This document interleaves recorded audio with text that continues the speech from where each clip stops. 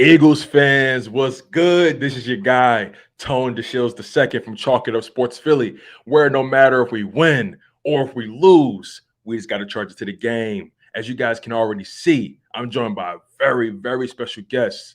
My man is a Eagles content creator holding it down on the West Coast. My man, the good brother, Birdman 951. I'm What here. happened to that I'm here, boy? man. What's I'm good? here.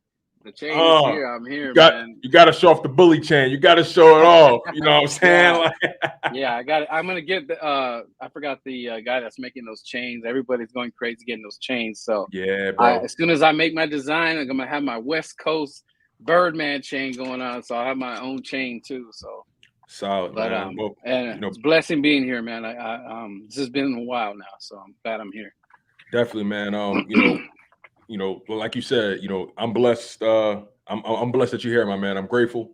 Man, you've been, kicking it in this content game for about what, like a good 6 months, maybe more than that. I can't even recall, but man, you It's the off connected season, pretty yeah. early in the season. Yeah, since the off season, right? Man, Mhm. you connected pretty early, and the vibes have always been electric. The energy's always been positive, and Yeah. you just always have an amazing way of approaching your content. Like I said, my man Birdman 951 is a content creator as well, covering the Philadelphia Eagles on the West Coast. In enemy territory, holding it down. Oh Believe it, yeah. believe it or not, you might believe it's San Fran, fans over there, or Rams fans over there, but it's more Cowboys fans over there than anything, probably. Yeah. Right or Oh wrong, yeah. right or wrong. Yeah. That's why I had to bring. That's why I had to get my bat. I gotta be attacking. They be trying to come out the woodwork, but I Big don't got to facts. worry about that now, man. It's gonna be real quiet. It's real quiet in Cali right now. I don't hear Oh the yeah, chirping.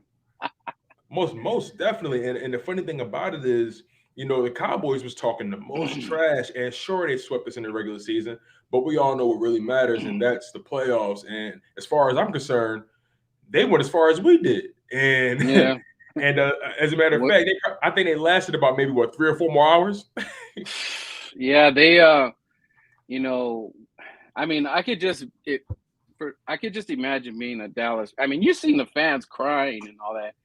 It's because like that media, Jerry Jones, and they just build it up, the hype train. Like someone comes up and they just gotta build off it. It's like I Mm-hmm. gotta give CD Lamb's got 88, so that means he's got Michael Irvin in him, and Zeke is like Emmett Smith, and now Dak is like Aikman, and this and that. They get that hype train. That hype train is built so high for them.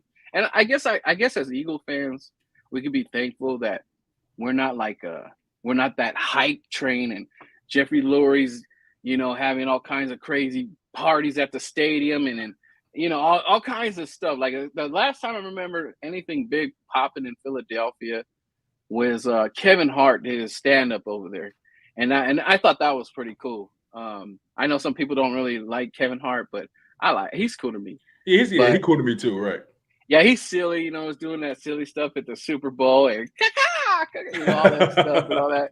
But other than that, you don't really hear too much hype, in the off season and I mean, you know what?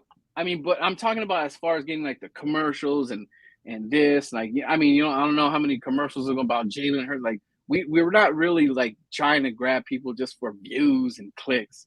We just kind of just like keep our circle in there. So I'm You know kind of what? glad for that. You know what I call us? I call Eagles fans like the humble beast, because sure we talk our trash, but we talk our trash more so to our team, because we hold Yeah. our team to a high standard. Oh Whereas the yeah. Cowboys fans, they think their team is untouchable. They talk trash to everybody else. And you're right. The Eagles don't get as much national attention Hmm. as the Dallas Cowboys or the Kansas City Chiefs, teams that are more sort of sweethearts of the NFL, but most notably the Dallas Cowboys, who are supposed to be America's team, and Hmm. they have been abysmal. They've been an utter disappointment for the past 20 plus years, and it seems like they're the only ones that don't know that.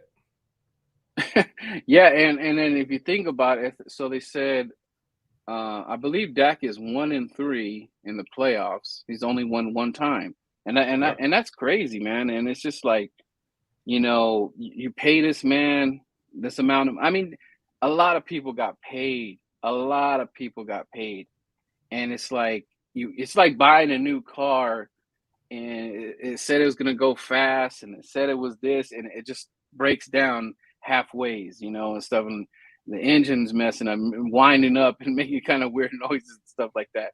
You pay for something, and you quite ain't getting what it's worth. The And the E- same thing with Dallas. And not after that, you got a bunch of fanboys that just come out the woodworks that probably haven't even, they didn't see those Super Bowls. Most, like the first two, I definitely know a lot of guys didn't see those. The '90s, yeah, because my cousin, I mean, that was all that was on TV though. Jerry Jones back in the day when there was no NFL ticket and all that stuff. I mean, how many times did I really get to see Philadelphia on TV? Barely. I barely. But when I did see it, it was Randall, and that's how my fandom come, because of Randall, because of one guy. It's because of one guy, Randall. And I was just like so at awe. Like, it was just so different, man. And I was like, what is this, man? What is this Philadelphia thing? That's And crazy you boy, said that. That's crazy you said that because I was literally about to ask you, how did you even become an Eagles fan living on the West Coast?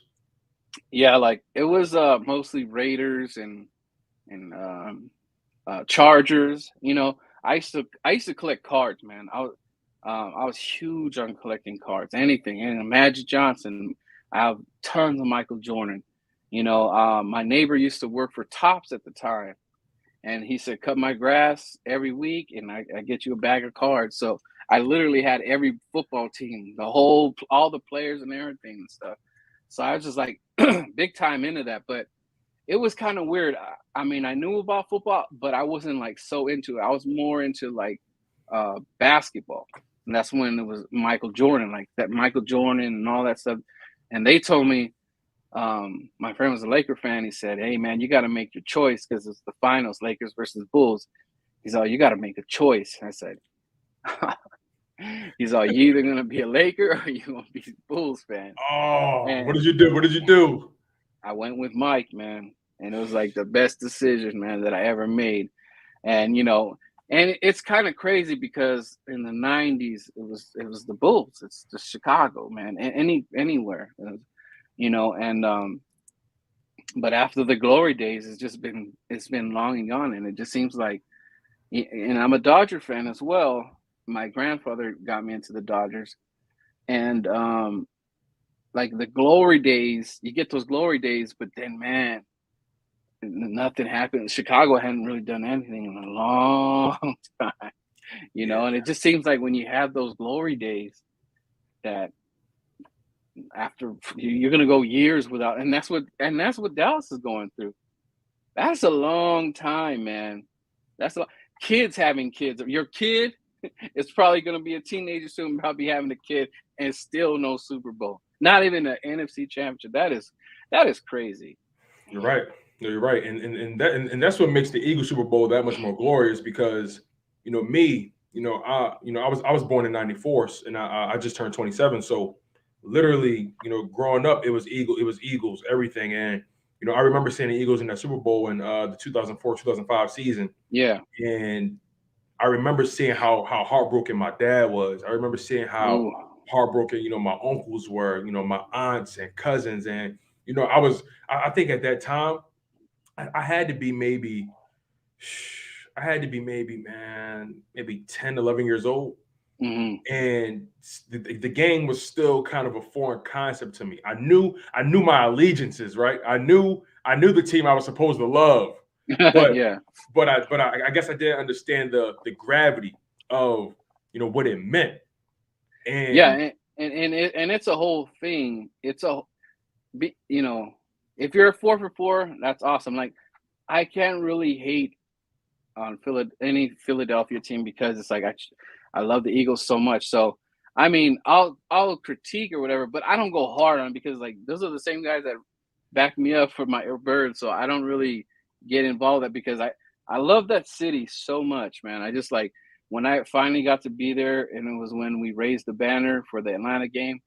I mean, I could have been there Wow. for 2 weeks, man. And I was just like, I felt like I was at Disneyland. I felt like a geek, man. I got off the plane, I'm all, look, real Philadelphians. Like, yeah, Yo, that's you funny, know, man. Because I was yeah, born and raised in Philly, born and raised, still live in yeah, Philly to this Towson, day, yeah, man. And it's funny. I love my city, man, and yeah, the culture, the people. yeah, We are very we can be abrasive at times. You know what I'm yeah, saying? yeah, But my city overall, man, the sports culture. We're a blue collar town, man, and yeah, and it's something to be said about that. I love all of it because it made me learn more. The more like all the guys I know, like Gail, E-Rock, everybody, and then when they come to the West Coast, and I can't wait to hang out with you one day. And I mean, wherever we meet up, whatever you get a chance to like go to Vegas or whatever it is, like I just say, I know it's a crazy. You almost have to make a savings account to be hanging with the birds because it's just like a party. And I swear to God, man, if you make it out here to a West Coast thing, I mean, you will not go wrong. I mean, it is crazy and wild how much support there is on the West Coast, man. Yeah, because I was going to It ask you, is. what's the Eagles culture like over there on the West Coast? Like, what's the culture of the fans, the people? Like, what's West Coast Eagles culture like? Bro, like I just recently so Chris Aaron, shout out to Chris Aaron. He's the president of SoCal Eagles family. And I just like he has hookups with restaurants, he has hookups with bars. So he's able to get Eagle fans together. He's got bars. I mean, San Diego's got like 6 or 7 bars, Eagles. I mean, we have somewhere to go. And it is crazy. And my first tailgating ever, my first football game, that's where I met Chris.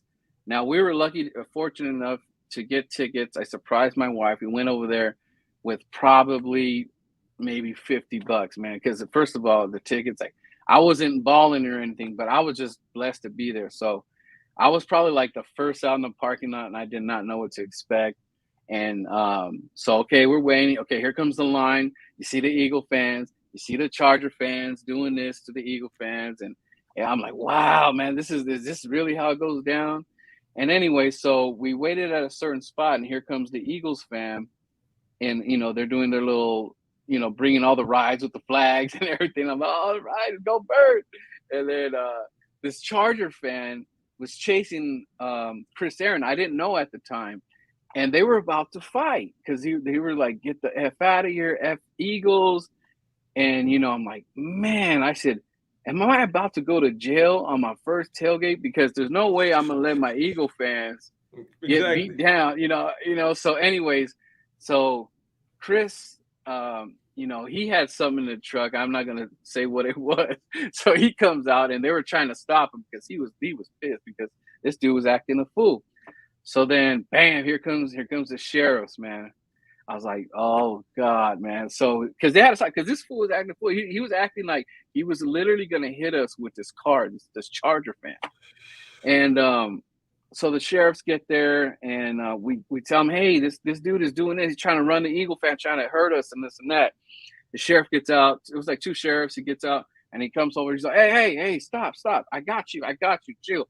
Everybody calm down, chill. We're like, yeah, but this dude is trying to kill us and shit like this. And he's like, calm down. He's like, I got you. And we're like, what? You got us, right? He goes down and reach down. He got an Eagle lanyard. What? He was an Eagles Oh fan. my God! What? And then from there, it was lit, man. He's like, so Yo, that's wow, that's so crazy. he was like our own personal sheriff. And I got a picture with him. I made a sign that said "Roll that Philly blunt." So he was there in our section. Yeah, so, dude, I'm the guy that had the sign in that Charger game, and everybody. I was like the only guy with that sign that said "Roll that Philly blunt." So Damn, that's crazy. from then it was just the environment. So that whole thing was over with. So we're partying and stuff, and so I met Chris Aaron, and he was joking with me the other day because now we're good friends. He's like, man, I remember Birdman, and I wasn't Birdman and all that. I was just like, well, maybe sort of. I was kind of getting into the character, but not how it is today. Right. So I'm like, hey, Chris, man, hey man, I got $10, man. Can I get a beer from you? And he's like, hey, this guy trying to give me $10 for a beer. And they were clowning me. I'm like, Oh, they were just clowning me, right? I'm like, he's like, man, put that away, man. You're family, man. You get whatever you want, like that. I was like, you know what's and so funny man, about you saying that, man? You know what's so go funny? ahead. Go I'm ahead. at the Eagles game, the Cowboys game, that week 17, week 18, sorry, week 18. And Eagles tailgates, if you ever got have you been to an Eagles tailgate at Lincoln Financial? Yeah, yeah. All right, Yeah, I so was there. I was there when they burnt the jersey, okay, the 0 Super Bowls. all right, bet. So you already know the energy then. So everyone's walking to the stadium now. You know the vibes. Everyone's walking, everyone's talking, everyone's like whooping. You know how that go. Flag was fly. So we're walking, and I was live streaming, and literally, I lied to you not, my man. You could actually check this live stream when I was at the game. I'm walking and I'm recording people. I'm talking to everybody. It's like, yo, my man, yo, you want a beer? I said, hell yeah. They said fly eagles fly. I said fly eagles fly. You know what I'm saying? Bro, Yeah. down this beer. I'm like, yo, like Oh man. people just show so much love. They give. Like, they say, yo, you hungry, man? We got dogs, we got burgers over here. Like people just show so much love, man, at Eagles tailgates. It's like birds of a feather literally flock together. And it just sounds like the same energy as it is in Philly. It's right there on the West Coast, just based off your story. Yeah, and then I got even more great stories, Tone. Keep going, man. I love it. So after the whole jokes aside, I mean, I just felt like this, and I felt it. I'm like, dude, what is this, man? What is this Philly love? And I didn't have to pay for nothing, and then they were cooking. I mean, dude, I met so much people, and then Prime. I don't know if you know Prime from 4th and John. Yeah, Prime. And shout out to Prime. Yeah. He flew out there, and he was like, and that was the first time we met. He's like, yo, what's up? I'm like, what's up, man? Prime. So I got to meet Prime. I got to meet Steve. Tatman was there. Steve, the one he's that super Eagles fan. He retired recently. I took a picture with him and stuff. And then I had to roll the Philly blunt. Everybody's seen that sign. And I didn't think they're gonna let me rock it in the stadium. And they let me take it in the stadium, and I just roll it. And then I saw LeGarrette Blount. They were doing the warm-ups. I went down there. I saw everybody. And let me tell you, man, when I seen the guy, I seen Wentz, I seen Nick Foles, everybody, Brandon Graham, man, he is one of my all-time favorite players to this day, man. I love Brandon Graham. I love that dude. And so anyways, LeGarrette and the running backs are warming, doing their thing and stuff. And then they point to the crowd. I'm right there by the field goal. And roll that Philly blunt. LeGarrette's like, what's up? Yeah. Yo, that's tough, bro. Like, yeah. But it was, but it was crazy, seeing Chris Long and all that is I felt the energy from the team. They were so hyped, man. And that was like what? The third, I forgot what week that was, but we barely started, doing our thing. I'm trying to think. Who were we playing? The Chargers. I don't know if that was after the Chiefs, maybe. We lost to the Chiefs or something. We definitely lost to the Chiefs in week 2, was it? Mm-hmm. And then because we beat the Chargers, right? Yeah. We beat them. That was actually a pretty good game. That was when wasn't that the game where LeGarrette Blount had that big ass run? That's why, and he saw my side, man. That's what I said. Roll that Philly blunt, man. I was like, roll that thing, man. And and then there was so much Eagle fans out there, man. So like that experience was like the greatest experience. I met so many people. People remember me just because of the dang sign, roll that Philly blunt. I even gave a shout out to 4th and John and stuff like that. They even seen it. It was just like the greatest. That was like the greatest. Dude, that was the greatest time of my life. I mean, and it just did not end, man. 17, it could have went on forever. And, man, that was a huge win, man. 26-24. LeGarrette Blount had over 130 yards. He went off that game. Yeah, dude, he did like 68-yarder. Yeah, he sort of did that Marshawn Lynch thing, man. And man, that thing, it erupted, man. I never felt that. Felt like an earthquake. It was like, I'm like, whoa, holy shit! I was like, oh man, and the energy, even the Philip Rivers, is it Philip Rivers? Yeah, Philly Rivers. Yep. He was pissed when it was like commercial break. You guys didn't see, but he'd be running to the referees like, come on, man, you need to call that. I was like, man, he was being a little. I don't like. He does that. He would run to the refs to try to get that call. He kept trying to do that. I've seen that. I don't forget that, Rivers. I saw you running like that, trying to put Tom Brady stuff on us. But and then I went to the LA game and stuff. So I wasn't supposed to go to the LA game, and I'll try to get to the story as quick as I can. But it's an amazing story, man. And so my wife wanted to surprise me. She got some tickets. And they were like photocopied or whatever. This guy said he was an Eagles fan. He said his father died. He's not going to be able to make it. So he is just getting rid of the ticket. He can't go. So, when I looked at the ticket, I said, well, she showed me the tickets. They were photocopied. And I got nervous. I was like, oh, no.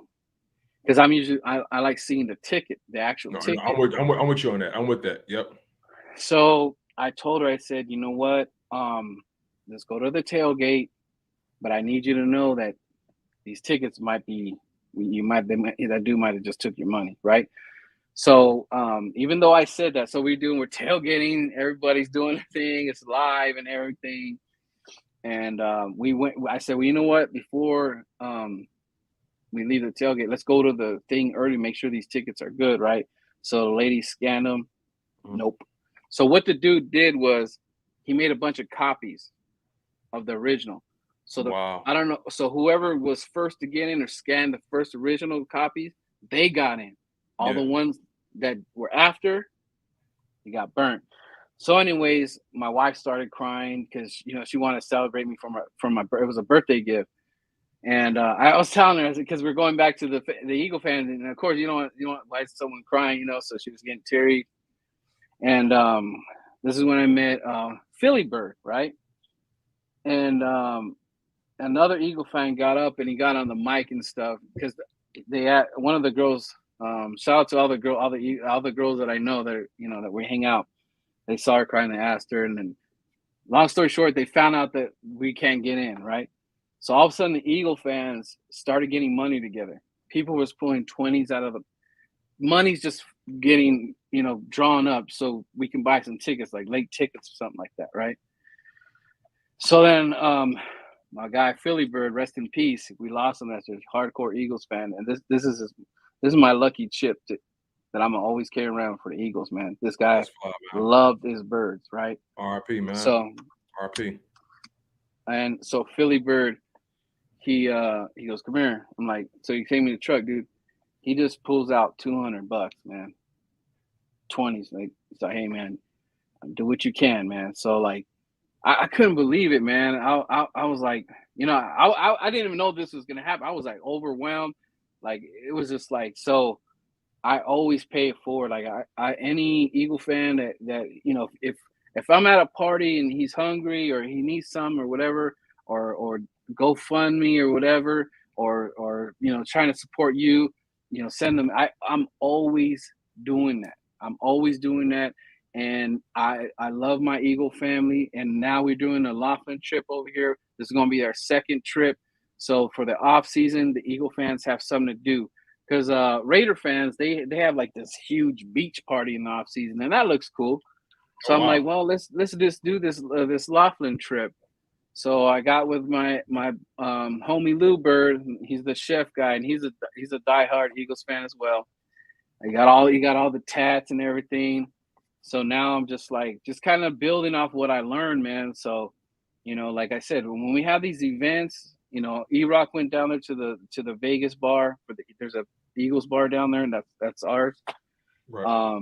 So it's just awesome, man. Dude, if I see a 5-year-old with an Eagle hat, I'm like, go Birds! Like, yeah, let's go Birds!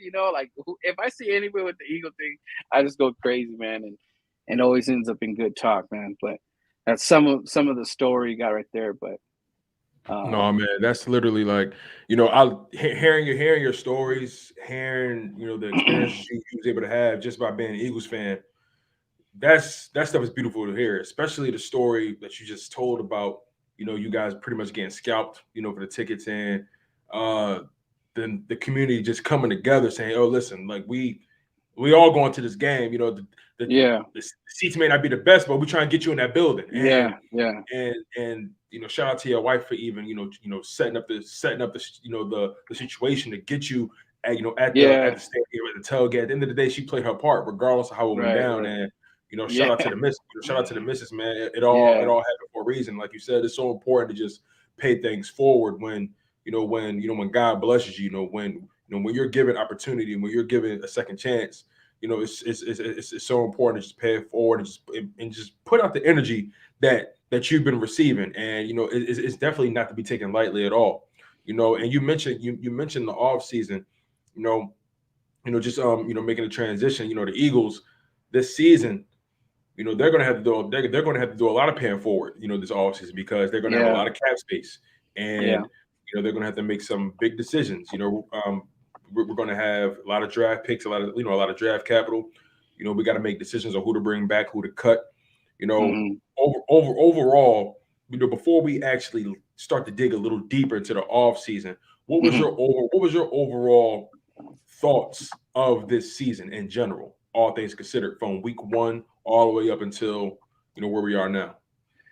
My prediction was 8 wins. I was set on 8 wins. I don't see why we couldn't. I thought we had enough talent to do it. I thought we had enough veteran experience to do it. Looking at Jalen, what sold me on Jalen uh, possibly being like the next QB was when he played the Cardinals. And I know we lost, but I love what he was doing. I love what I saw there. And I know that was with Doug Peterson. I get it. We're on to the next coach, but I still thought he had the formula. The formula, Jalen has the formula in my eyes. Right. The thing is now you have to, like, I can't keep backing you up, and and and you have these games where it's kind of like a brain freeze. And I know there's plenty of blame to go around in the game, but I'm looking at him because he's the one that we're always going to go to, because he's our leader. He's the captain of the ship. We ride or die with him and all that. So my critiquing of him is very strong, because we got to nail it, and we got to nail it right. We got to make sure, dot our I's, cross the T's. So he has earned next year's, he ain't going nowhere, guys. Like, he's gonna be here whether it doesn't work or does. He's got his shot. The only thing that concerns me is upper management. What are they saying? So I kind of try to put like my VP thinking cap on, or Right. or whatever in that room, because I'm gonna tell you, Tone, look, what I didn't like when we drafted, it feels like to me, Roseman is not going. He's not listening to the guys that are actually doing the work, going out there and looking at the prospects. Right. Remember when he went to go, hey, give me that fist pump. I forgot who the pick was, and Oh it, yeah, it was the oh my goodness, was it the Milton Williams pick? I forgot which one was, but that concerns me because it feels like we're not all on the same page. There's a glitch in the matrix. We got the matrix thing going, but there's a glitch in there. There's a blip. Right. It makes me nervous. Even the Landon Dickerson made me nervous because the Sidney Jones experience, that Absolutely. it did it.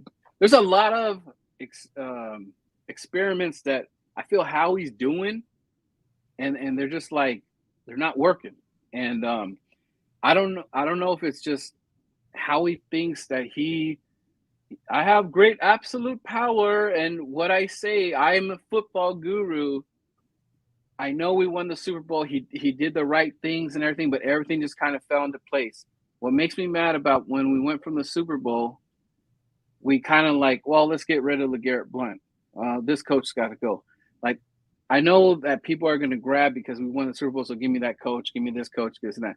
But I feel like I see other teams still sticking, like Tom Brady, and they got to stick with the same guys. I know Antonio Brown and all that situation, but I don't understand why we kind of get away from our nucleus. And I was thinking to the other day. I know I'm going off topic, but Are you good? I was thinking to myself that we went through the whole Andy Reid thing, and if you go to the Andy Reid tree, you see all these coaches that spread out. This guy's here, right?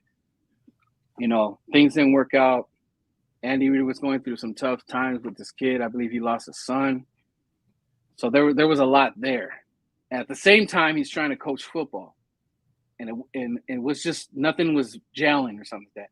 But we had pieces on there. We had Deshaun Jackson, we had Mac, we had.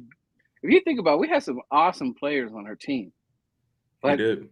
But at that time, when you go back there, it just wasn't the time. But it doesn't matter. We're like, hey, we need to win now. You can't go with 4 wins. 4 wins. You're gonna give us 4 wins. Something got to give.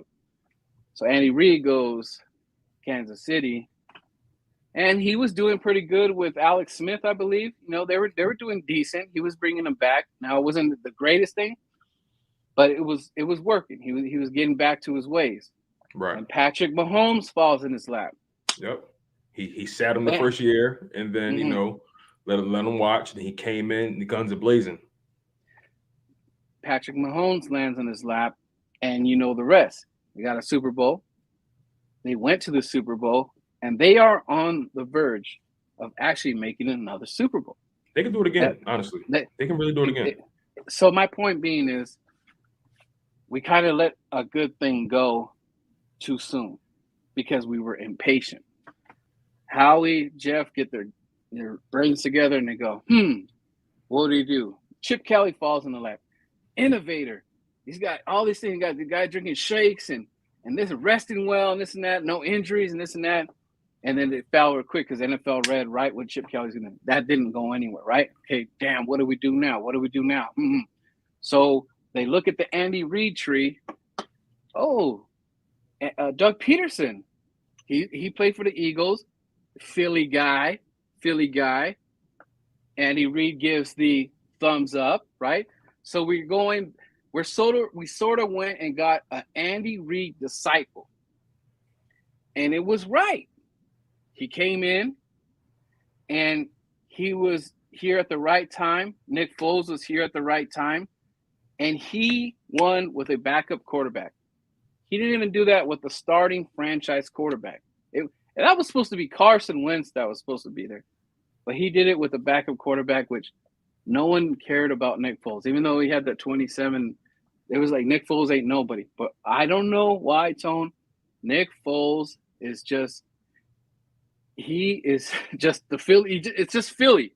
He does a couple things in other teams and all that, but his place – we should have – No, you're right. He belongs in Philadelphia. He can't play football anywhere else. Whenever he has the Eagles jersey on, he has like magic powers. Whenever he's somewhere else, it's like he just shrinks. I don't understand. His first game in Jacksonville broke his collarbone. Boom, first game. Yeah.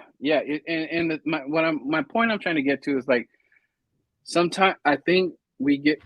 I don't know if it's the fans. It might be we get a little bit rabid. I mean, because we were going through a whole thing now with Jalen and you, I know you're up on Twitter. I see the fights are going on with Jalen. It's 50 Jalen, 50 no Jalen.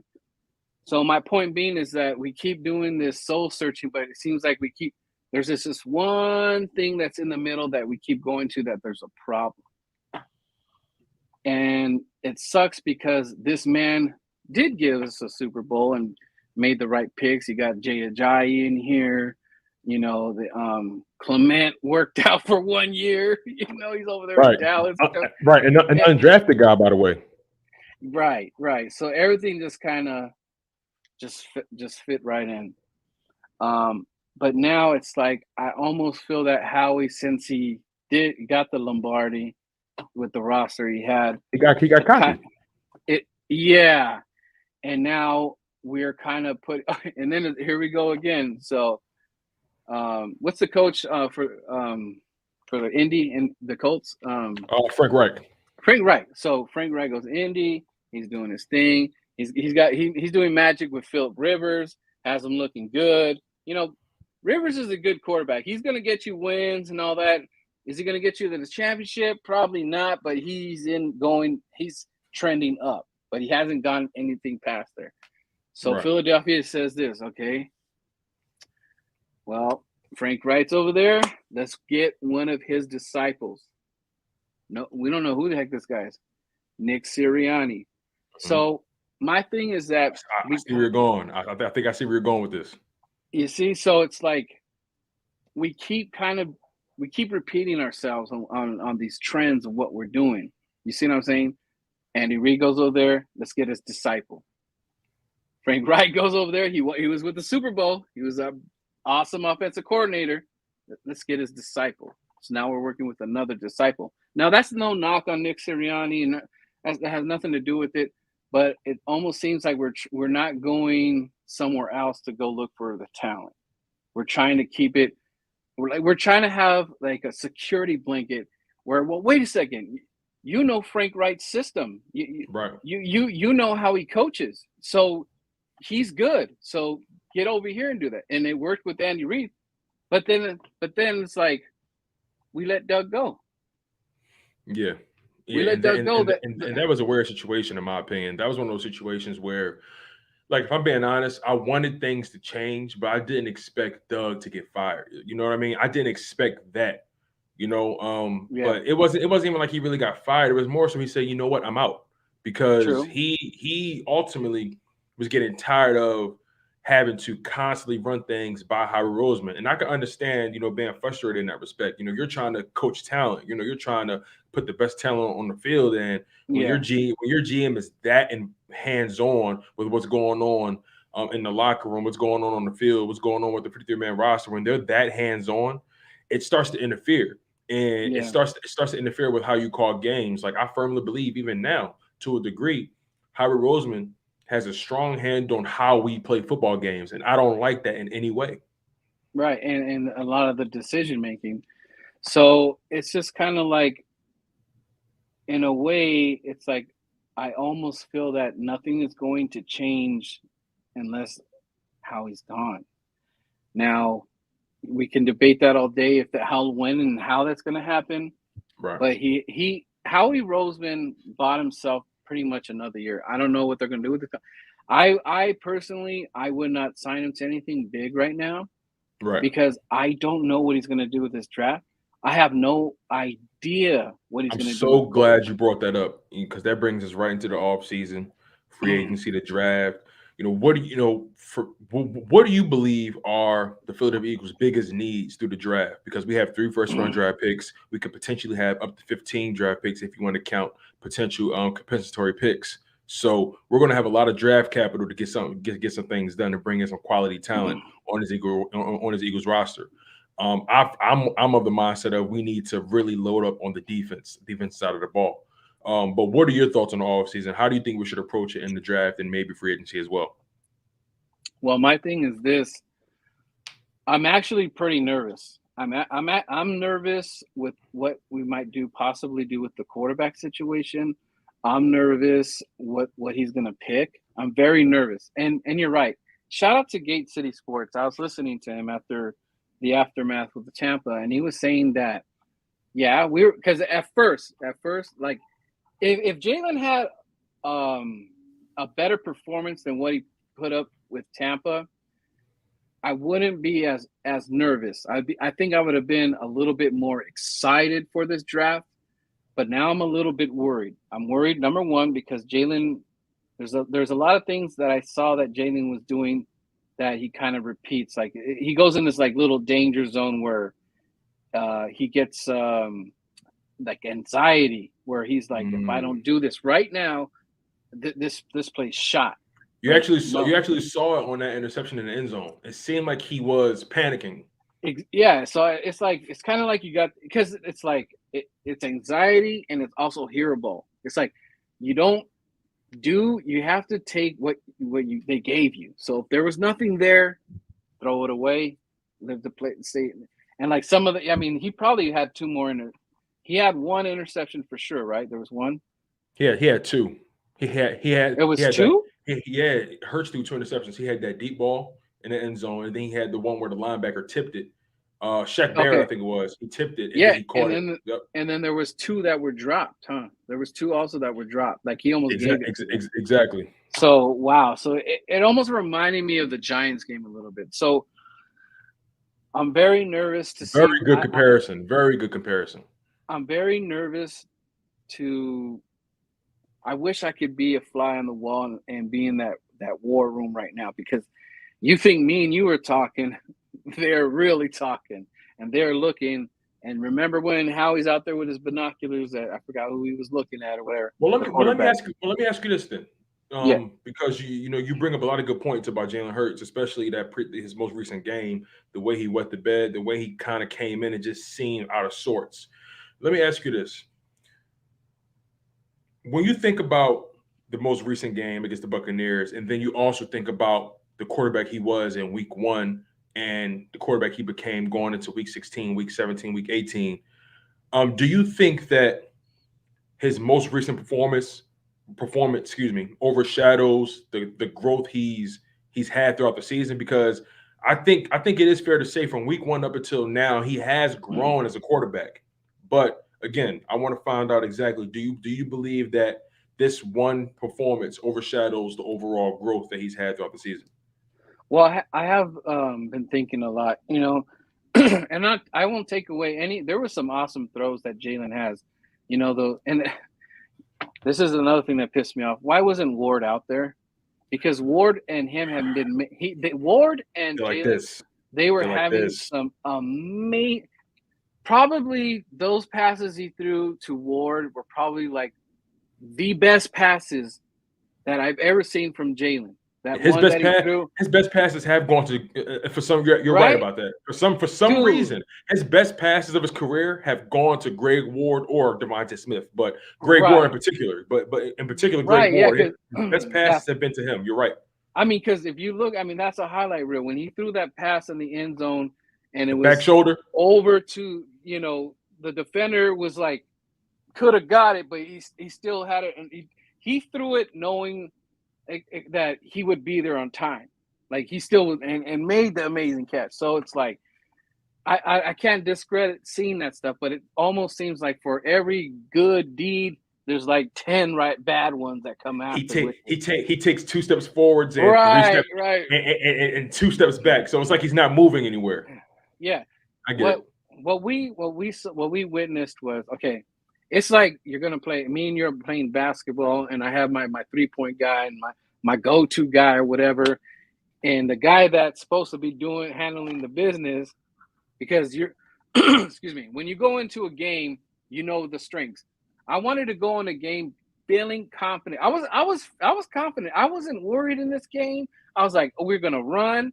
Everything's going to be easy. The passes are going to come to him when need be, or he's going to run, do what he does.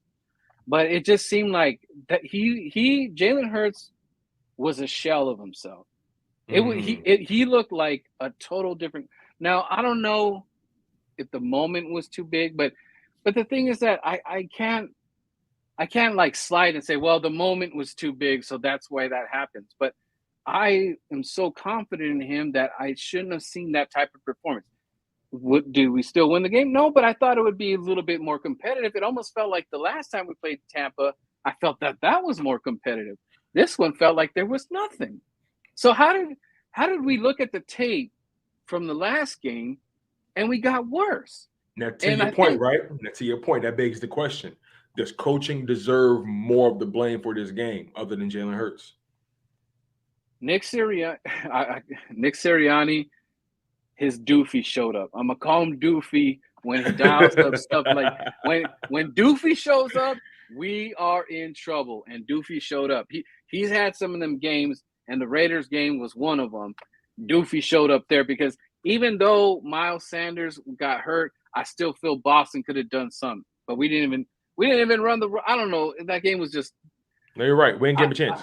I don't like that Tone and Birdman can think of things that our coaches should be doing. Like me and you are not coaches. We don't work for Philadelphia or nothing. But why is it that we could see these things that you could work with, but you don't do it? You just totally like, go ahead, Jalen, throw it again. We know Jalen's fortitude is not throwing the rock, slinging the rock, and all. He's a baby at this point. He's still got to learn all that stuff. So why are we putting him in these positions? Like, you know what I'm saying? I feel like you're giving the man the keys to the Lex, but you know he ain't got his license yet. Right? You know what I'm saying? Still got that permit. You know, you're giving your kid the keys to your ride, the Corvette. You're like, nah, you ain't, So the thing is,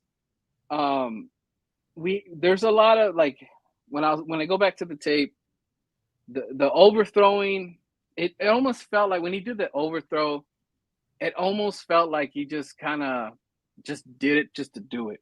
I don't want you to throw a ball just to see if something happens. I want you to make something happen. Get it close to these guys. The reading has been bad. You can see how he misses guys and this and that. But I don't want to blame. No, you're right. No, you're bringing up some pretty good points. But you know what broke my heart the most about that game really was the fact that they were loading the box, right? And when you're starting to see 7-man, 8-man fronts on defense, when you're seeing that means that there's man coverage somewhere. They're saying, someone's there's one-on-ones somewhere. You got to find it. For some reason, he was unable to locate the one-on-one matchups, and Devontae Smith didn't get a target until late second quarter. He only had 2 targets, I believe, in the first half. Totally ridiculous. It's unacceptable. It's unacceptable. He is our best. He is the man. He's the man. He is the man in the wide receiver room. He is. I know he's a rookie, but that's what we got him for. Did you see the footage of Devontae kind of chewing out Jalen Reagor on the sideline? I didn't. I'm trying to look for it. I haven't seen it yet, but I could see. I saw him already going like this when he threw the pick. I already seen him going like this and looking. He's like, dude, why? But again, his reaction said everything. His reaction was like, bro, you should have been through it. His reaction said everything because he beat his man. He actually made him fall. He hit him with the double move and he fell. And then at that point, he should have been let that ball go. It's like he gets gun happy. He gets like I got to get rid of it now. And there was a play when you're talking about the 8 in the box or whatever. Jordan Howard on one of the plays, I guess he fell or I don't know, tripped one of the guys, but he got up real quick. Howard was going like this, and then Jaden threw it somewhere else, and that was a first down. Goddard didn't. I was disappointed in Goddard's performance. I was as well. He had a big drop. And then here's where Howie loses me. I know a lot of people saying Howie's a genius and this and that, but here's where I got issues with calling him a genius. Because you're keeping guys like Jalen Reagor on the field, and you're keeping guys like J.J. Watt here. I got you. No, you're right, because those 2 guys, especially Jalen Reagor, at least J.J. blocks, right? But Jalen Reagor, like he is literally hurting this team. Yeah, like he is legitimately hurting this team. You saw it in this game. Like this playoff matchup against the Bucs was the perfect microcosm, the perfect game to see how much he's hurting this team. Yeah. He did not help us in field position when it comes to the punt game. He muffed the punt, he gave them 7 points when the game was very much within reach. Yeah. It was a big stop we got. We had a big stop. We couldn't wait to get off the field. He muffed the punt. Defense was pissed. You know what I'm saying? Devontae Smith was snapping on him on the sideline. I don't know if it was because of that, but he was snapping on. It seemed like he was telling him like, "Yo, bro, like do your job, bro." It seemed like he was literally telling him to do his job.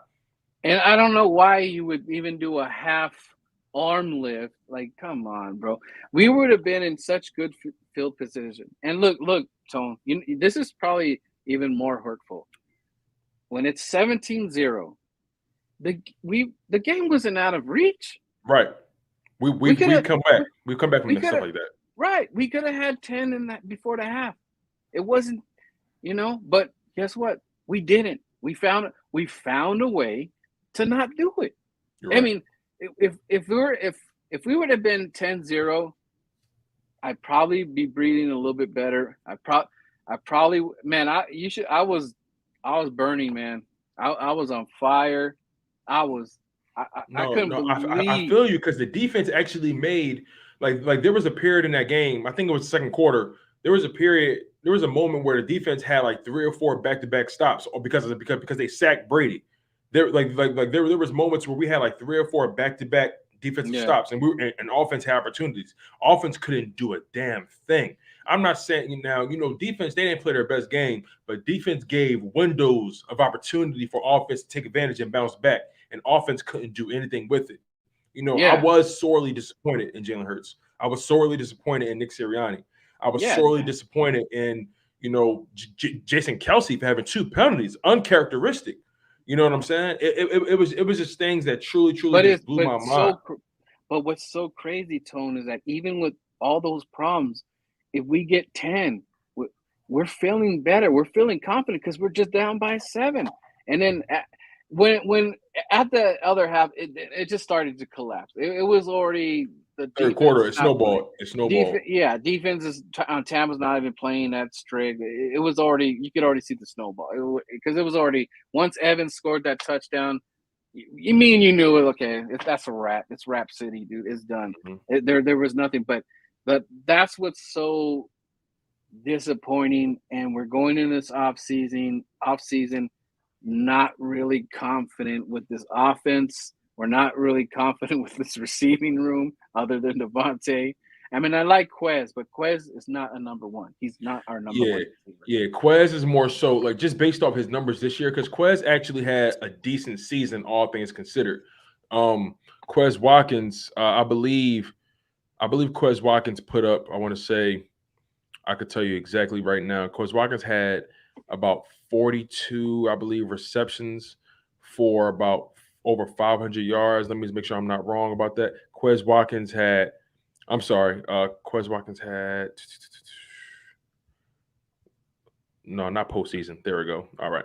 Quez Watkins had actually a decent season, all things considered. He had 43 receptions on 62 targets for 647 yards and a touchdown. Those are good wide receiver 3, borderline wide receiver 2 Yeah, numbers. yeah. You know what I'm And the thing saying? is, like, you're right. Like, and Quez has earned that right to be in that position. He has earned that 3 or 4 spot, or whatever. You know Like, what's sad? Real quick, you know what's sad before you get to that point? Him and Jalen Rager had the identical amount of receptions, damn near. I think, as a matter of fact, to be specific, to be very specific, Quez Watkins had 43 catches, and Quez Watkins had 43 catches. Jalen Rager had 33 catches. Not a drastic difference. And matter of fact, let me tell you too like this. Quez Watkins had 62 targets. Jalen Rager had 57 targets. Not a drastic difference, right? yeah, Quez Watkins turned his targets into 43 catches. Jalen Rager turned his targets only into 33 catches. Jalen Rager only had 299 yards to Quez Watkins 647. Look at the drastic disparity in the production and with their opportunities. Quez yeah, Watkins took advantage of every opportunity he was given, damn near. yeah. And then there was, like, there's games where, the touchdowns came off the board. I think was it the Niner one, that, or was that Devontae, where they took that touchdown Um, away. it was a But few games where he lost yeah, touchdowns because of penalties and all that. yeah. So he's missing. There was a lot of touchdowns that were being taken off the board in the early season. And and I was really excited that, because we were having some god awful penalties in the beginning of the season, and then I was happy we went away from it. So I was like, okay, we're learning here. We're not getting as much penalties as before, and not, like you said, it wasn't a crazy penalty game, but at that point where we were doing so bad, it really hurt us. It really hurt us because Jalen was struggling so bad to on what he was going to do. And I was watching another video, and they were just saying how they shut down Jalen Hurts, because they said, you know what, throw it, Jalen, or you know what, run it, Jalen. They know he's a dual threat, and they shut down the whole left side of the field. They shut it down, or no, the right side of the field, right? Because he doesn't go to his left. He's Yeah, not good yeah, with. yeah, yeah. Yeah, so the right side. Yeah, they made him run left a lot. Right. You see, so it's like they did their homework on how to like you basically gave the blueprint on how to like make us like collapse. Like you and we it's like a chess game. We had no answer for every pawn that was moved. Bowles was making his knight go here and You know what I checkmate. think Bowles did? If I'm being honest, you know what? You know what I think he did? I think he watched that Giants game, the Giants game where Jalen Hurts played his worst football. I think he watched that game and just saw what they did a little bit, Yeah, and he yeah. and probably sprinkled in a little of that into his game plan. Not saying Todd Bowles needs the Giants to look to find inspiration, but Right, right. you know, I'm pretty sure he wanted to find some trends, and and also they had and like Michi said, shout out to the GOAT Michi. He brought up a good point. He says they have the personnel to do it too. The Buccaneers have the personnel. They have a No, lot of speed. They have a lot of speed at the no. linebacker position. The thing I'll say, Tone, is like I'm not gonna go too crazy. I know I'm not saying Tampa's got a bad defense or whatever, but let's face it, they almost lost to the Jets. No, their defense has been up and down for sure. I think we are better. In fact, I know we're better than the Jets. We just literally shot ourselves in. I mean, look at all those plays. The Rager play, Yep. the Dallas play, the Jalen plays. We literally did everything possible to just lose this game. And that's it. I'm not taking. I know what Tampa is. I know what they can do, but a lot of it was we weren't doing anything. We didn't do anything to put ourselves in any position to have even a close game. We just didn't. We just didn't. It was 30-0 or whatever in the third or something like that. Yeah. It was 31. It was 31-0 in the third quarter. We literally did everything possible to not even make this a close match at all. And I'm not. I think us getting 17 before the half, even if we had 10 or 13, I wouldn't have felt the way I felt. Yeah. If we went to the half 17-10, I would have been like, okay, all right. Yeah, that's the experience I wanted to see. I'm not saying we were going to win the game, but Right. this wasn't about so much about winning the game. This was about everything we did in the season, everything that we have learned, everything that we did well. This was the time that it was our time to shine and bring it all together. We went away from everything that was working. We just decided to come up and be doofy. We doofied the whole game, and it was very, as an Eagle fan, that hurt. That hurt because I felt that there was no reason for it. I just felt like, like you said at the very beginning, it seemed like we didn't belong there, and that was what hurt the most. It seemed like, I'm not going to lie, that was the kind of game that would make the NFL think twice about adding another seed to the playoffs. You know what I mean? That was the kind of game that made you be like, oh, do we really need a 7 seed? It's not competitive. What's the point of these games? You know what I mean? It makes you wonder that. You think about the Bills-Patriots matchup. It was not competitive at all. You think about the Chiefs-Pittsburgh Steelers matchup. Wasn't competitive at all. Right. I want to make a point here too. For sure. About when I watched the Niners game. Right. What I like what the Niners are doing, and it's kind of funny. It doesn't seem like they're what they're doing is so crazy or a tall task to ask or something like that. But like when you have a guy like a Debo, like a Debo. When you got a Debo, either from Friday or from the Niners, this dude has so much swag. It's not even funny. Like, and you want to know what is crazy is that from his swag, other players are feeding off of it. And when they touch the ball, they're trying to make their own little Debo thing going because it's just so electric what he's doing. And I'll be honest with you. I mean, Jimmy G, when they were playing Dallas was getting worked. Dallas had no answer. They were going to get mopped. Honestly, that score should have been worse, but they kicked field goals. That score should have been honestly. That score should have been like in the 30s. Like they were cooking Dallas. Dallas didn't know what to do. Right? They were, but the thing is that they were so honed in and so like that swag meter was just that swag meter was at its red and it exploded. And I want to see that from my Philadelphia Eagles. I need somebody, whether it's going to be on defense or offense, I need someone to be that dog. I don't feel like we have that dog on this team. I feel like Fletcher Cox, as great as he is, he is too nice. I'm not getting the dog. I mean, dude, when Dawkins was out there, we need another LeGarrette Blount. LeGarrette Blount. Dawkins electrifies the game. He electrifies the fans. It's electricity. San Francisco went over there and took and Dallas started. No, they made it like a Red Sea, even though it was less red, but they made it there. They had no answers. Like the last track when you got that glow, it's like he just dude.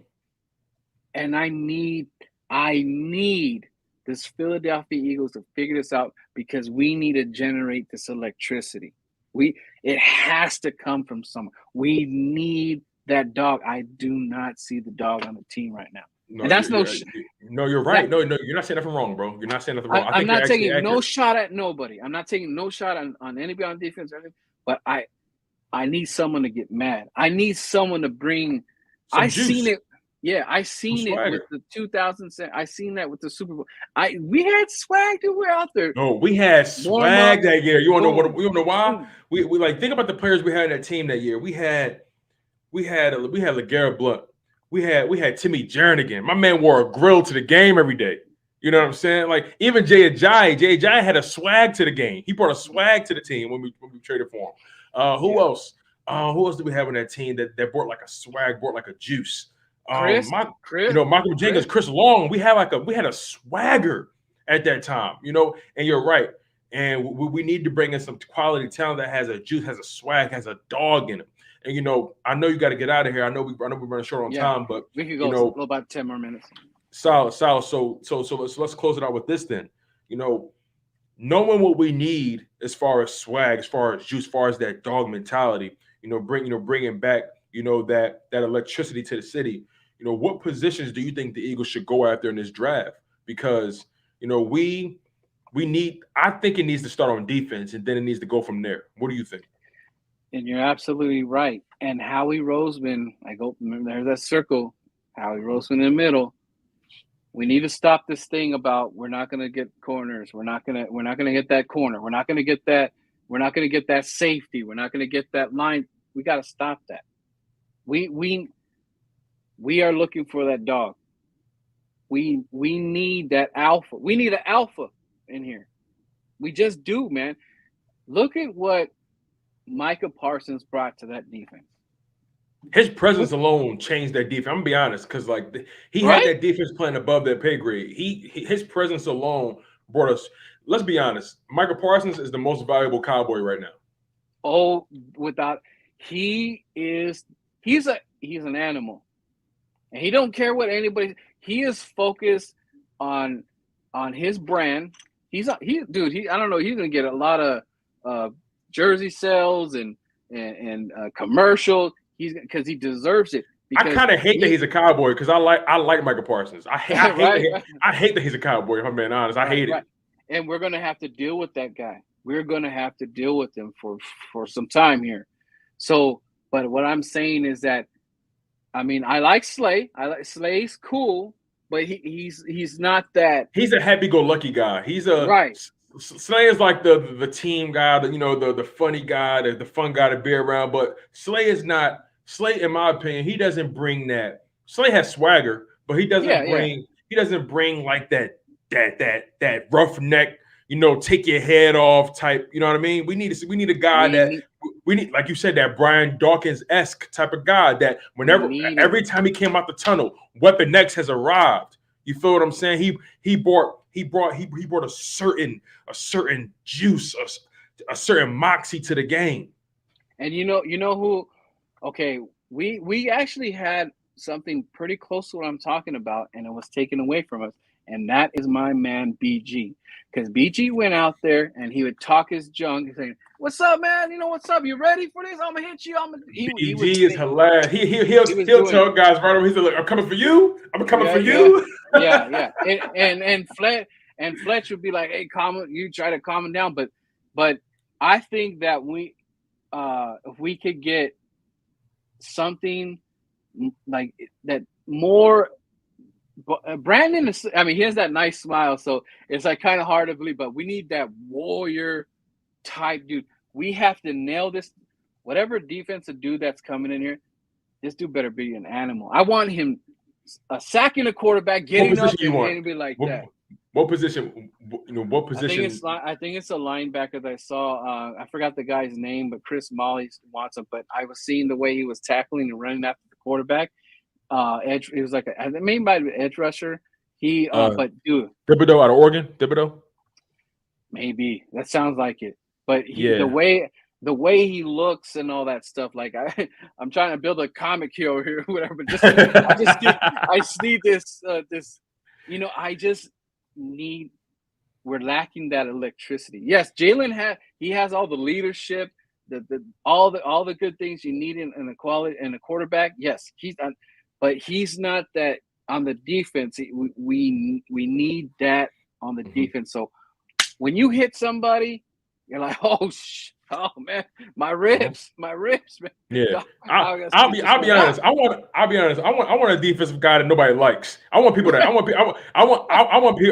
hate him because he's he's so nasty. Yes, dude, and it's time for it, and that's what makes me I don't want Howie to fall in love with somebody that's not that guy. It's like the total opposite guy or something. Like, no, Howie, like we need that, because that's the trooper back there. He's the one, like the Malcolm Jenkins. Malcolm Jenkins was in the right position. He told you what to do. He moved you here. He moved you there, and he was hyped.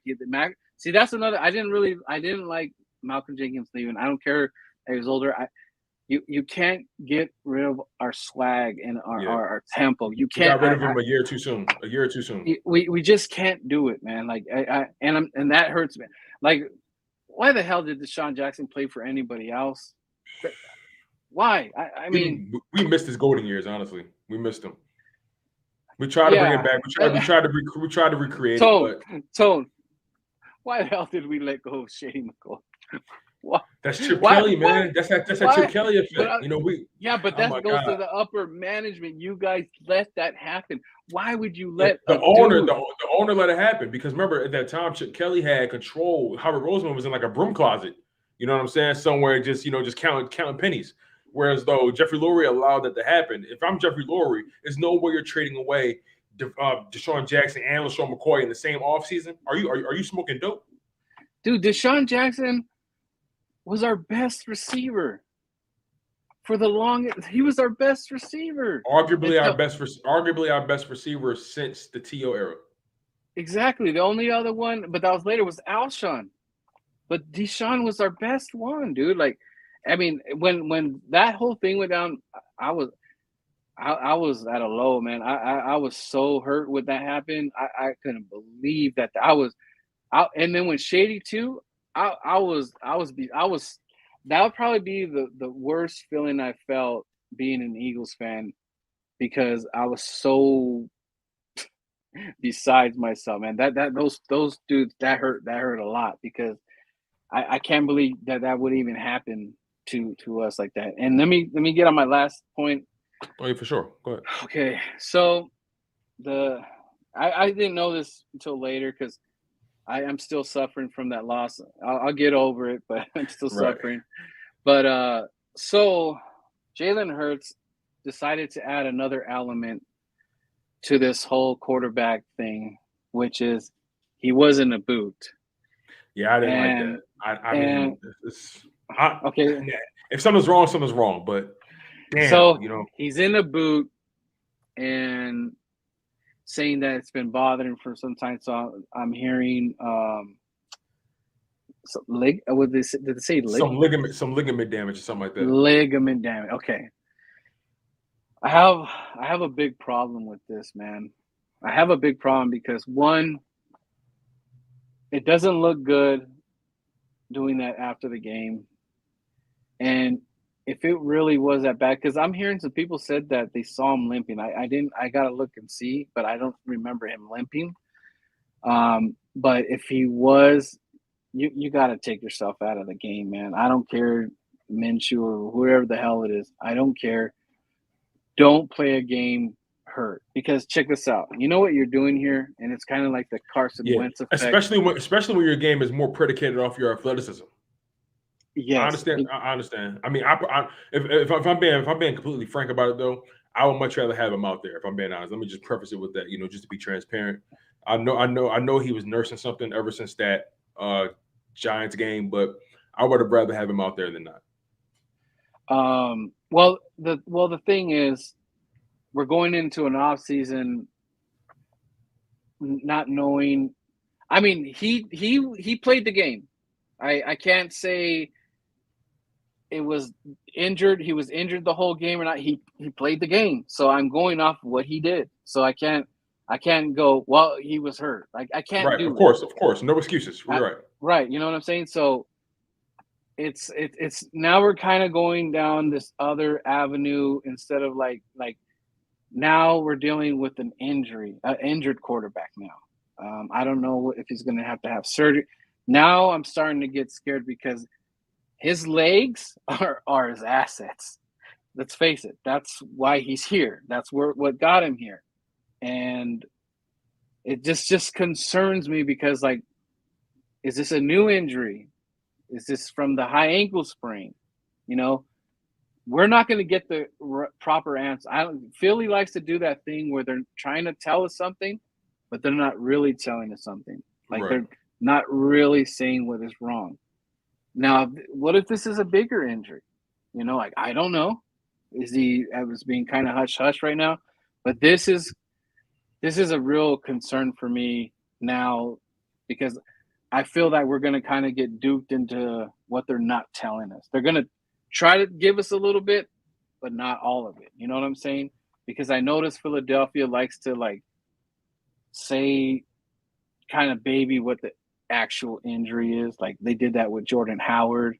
He went out and then we didn't see him. They said, oh, week to week. And then a month goes by. Wait a second, week to week? We're going out 2 months now. Then we don't even see him. And the other thing too, Tone, before I get out of here, is that I would like to see a bruiser back in here. If it's a veteran, I would love to see a bruiser back in here. I don't know. I mean, Jordan can stay, he can stay.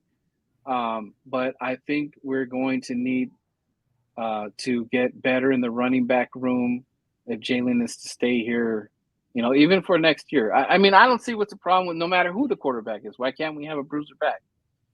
Personally, I'll be honest, like, I love bruiser backs. That's just my favorite type of running back. I love, like, for some reason, like, I love guys that just truck you and don't lose momentum. I love it. Yeah, Derrick Henry is like, he's my kind of running back. Yeah. And I love that style. So I think the Eagles need to go get some dogs, man. We got to go find them. That's why it's so important. I mean, not to say that the guy that comes in is not the dog wearer, but he ain't a great athlete, but I need this guy to bring it to the next level. I want to see this defense go to the next level. I miss those Doc days, man. I miss those days, and that's what made me fall in love with Philly anymore. With more is that, I mean, that electricity, just like when that game day comes, man, and that dog's on your team, you're like, yeah. Mm-hmm. So I need Philadelphia and the organization. I need you guys to go get those dogs, man. No matter who's at the helm of the quarterback, and we're going to have to, beef up the offense a little bit, fine tune it. I don't know if that's a real thing that he's leaving or not. We will see.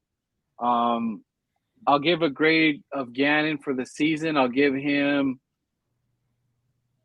a B minus. A B minus. I'll give a Sirianni a B. Because if he did what he did with what he had, I'll give him a B. Because he could have did the whole thing and just win 4 or 5 games, and we would have probably not gave him a good grade. But he was able to learn and start actually running the ball and stuff like that. So, right. I give him a lot of credit for that. We gotta do something here. If we don't go do something crazy with the quarterback and say, hey, we're gonna bring Russell Wilson or whatever it is. If we're not doing that, then at least let's get some dogs in here. And I want a veteran receiver in here. I don't know who it is. I don't really want to get a veteran receiver that's coming off an injury. I'd rather just get a veteran receiver that's going to be a solid 2. That red zone threat. Yeah, that possession guy. That guy. We need that guy to be on. And the icing on the cake is like getting that power back, a nice power back. Like, I don't think you got to break the bank to get a power back either. So no, you really don't. And honestly, you can really draft a running back in the later rounds. There's so much talent at running back in every draft. Like, you really can't go wrong drafting a running back in the draft. Like, it's because there's so much talent. It's just that, people don't draft running backs high anymore because of, you got to pay them and all that. But like you said, man, I think we definitely need to have that 1-2 punch. Think about the formula we had in the Super Bowl season. And again, I know you got to get out of here, but real quick, you think about the combination: the Garrett Blunt, the bruiser back, Jay Ajayi, the one cut back, the elusive guy. Then you got Corey Clement. Then you got Corey Clement, the scat back, the receiving back, coming out from the backfield. So that was kind of the formula that we had. That 3-headed monster in the running back position. And I feel like if we're going to get back to notoriety, if we're going to get back to having that swagger, we need to draft some guys with attitude, draft some guys with draft some guys with some minor character issues. You know what I'm saying? You know what I mean? I need like the old wrestler, like the Junkyard Dog. Remember Junkyard Dog? With his chain and everything. I need that guy to come in. For sure, man. Yeah.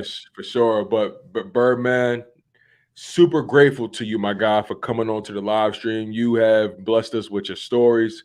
Bless us with your presence. You know what I'm saying? I'm grateful to know you. Just honestly amazed by, the community that you're building on your YouTube channel, my man. I want you guys, before you guys to get out of here, I want you guys to hit the links down below in the description and go lock in on my man, Birdman 951. Like I said, the links are available in the description. Please go support my man. He is up and coming like myself. He's grinding at the YouTube thing.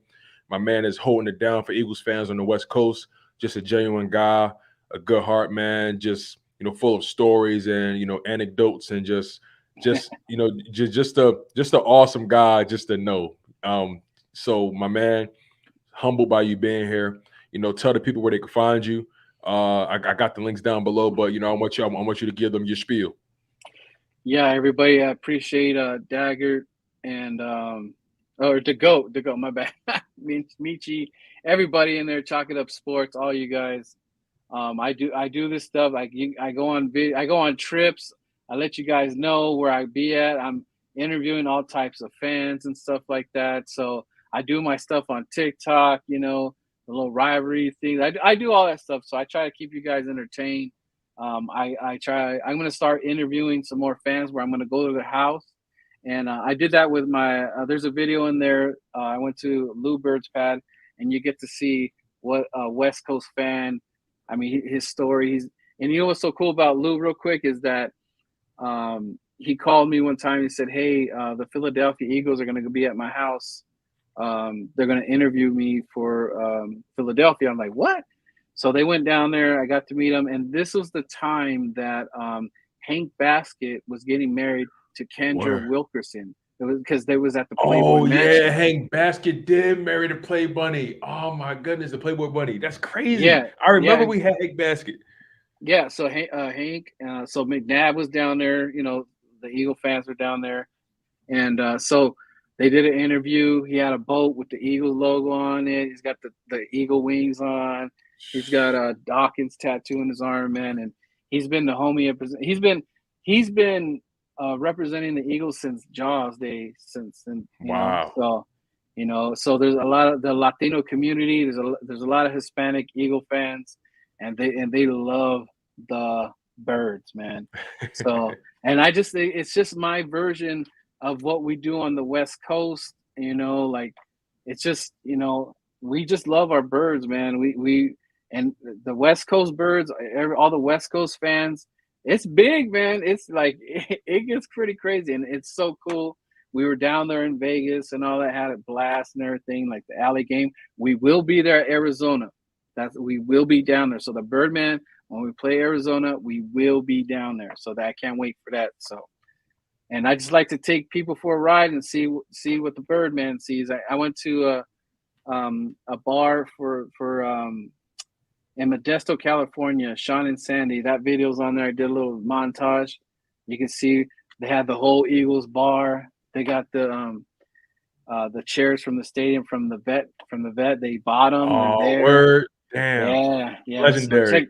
check that video out, man. And I'm collabing with Cowboy fans that I meet. It doesn't matter. At the end of the day, we're ready to talk. I know we could smack talk all we want, but it's just more about it's more about being the brand. I want to take Eagle fans on what I see and what I do.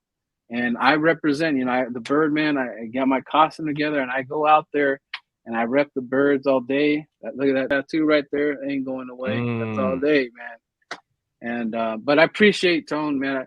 I'm glad that you are part of the birds. Like I'm glad that my soldiers are just big, man, and you're great representative of the Philadelphia Eagles fan base, and I appreciate you, man.